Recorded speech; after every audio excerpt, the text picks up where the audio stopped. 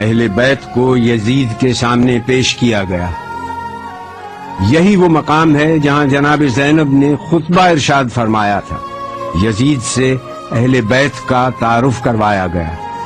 اس نے پوچھا، یہ کنیزوں کے حلقے میں کون مغرور عورت بیٹھی ہے؟ جواب ملا، یہ علی کی بڑی بیٹی رسول کی نواسی زینب کبریٰ ہے۔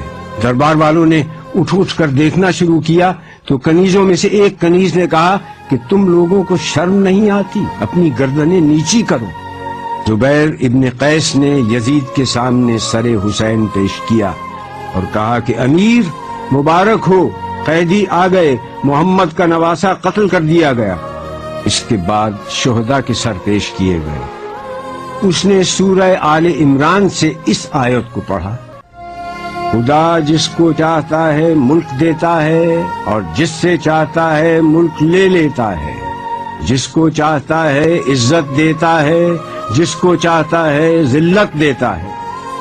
جناب زینب نے یزید کو مخاطب کر کے کہا کہ آیات کو اپنے مطلب کے لیے استعمال مت کر، اس وقت تیرا اس آیت کو پڑھنے کا کیا محل ہے؟ اس کے بعد آپ نے اپنا تاریخ ساز اور عہد آفرین خطبہ ارشاد فرمایا۔ شروع کرتی ہوں اللہ کے نام سے جو رحمان و رحیم ہے۔ ساری تعریف عالمین کے رب کے لیے ہے۔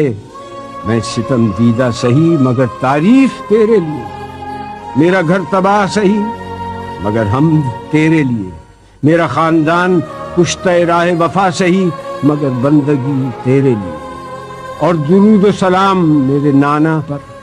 آپ نے جیسے ہی خطبے کا آغاز کیا، دربار والوں نے پہچان لیا کہ جس بات کو چھپایا جا رہا تھا اب وہ بات آشکار ہو گئی۔ ہر طرف سرگوشیاں شروع ہو گئی۔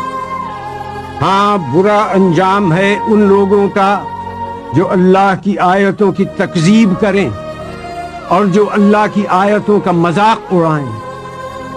کیوں یزید، تو نے اللہ کے قول کو بھلا دیا؟ اللہ کا قول یہ ہے کہ کافر یہ گمان نہ کریں کہ ہم نے جو ان کو مہلت دی ہے وہ اس لیے دی ہے کہ ان کا زمانہ ہمیں پسند آیا ہے یا نہیں۔ یہ مہلت اس لیے ہے کہ وہ گناہ پر گناہ کیے جائیں تاکہ عذاب زیادہ ہو۔ کیا یزید تو گمان کرتا ہے کہ یہ ملک ہے نہیں، یہ مہلت ہے؟ کیا تو یہ سمجھتا ہے کہ تیری یہ حکومت ہے، تیرا اقتدار ہے اور ہمارے لیے کوئی راہ نہیں، اور تو نے ہم کو در بدر پھرا کر اپنے جبروت کا اعلان کیا؟ یہ غلط ہے۔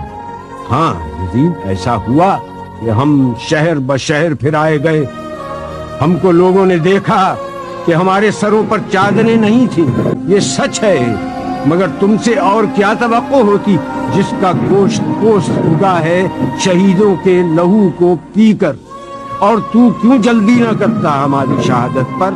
کیونکہ تیری نگاہ بغض، نگاہ عداوت ہمارے گھرانے پر لگی ہوئی۔ کس کا لشکر کمزور ہے یہ تو جان لے گا۔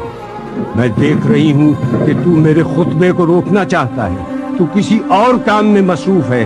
ہاں، اب جتنی تجھ میں ہمت ہے ستم اور کر لے۔ یزید، تو ہم کو ڈراتا ہے؟ اس کی قسم جس نے ہمارے گھرانے میں نبوت دی، اس کی قسم جس نے ہم کو کتاب سے سرفراز کیا، تو ہمارے مقصد کو پا نہ سکا، اب تو ہمارے ذکر کو قیامت تک نہ مٹا سکے گا۔ تو یہ نہ بتلا سکے گا کہ آل محمد کس غرض کے لیے قربانی دے رہے تھے۔ اب تیری رائے میں فتور آ چکا ہے، تیرے دن گنتی کے رہ گئے، اب تیرا مجمع منتشر ہونے والا ہے۔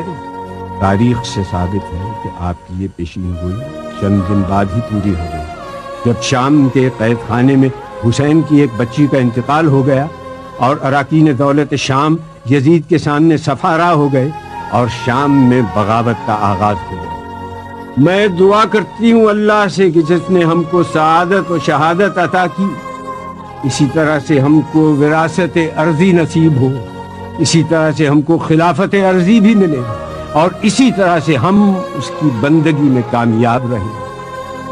جناب زینب کا خطبہ اس آیت پر ختم ہوا جس کی ابتدا میں تلاوت کی گئی، جس کا ترجمہ ہے کہ اللہ ہی ہمارے لیے کافی ہے، وہی ہمارا سہارا ہے۔ سلام ہو خدا کے راہ میں جہاں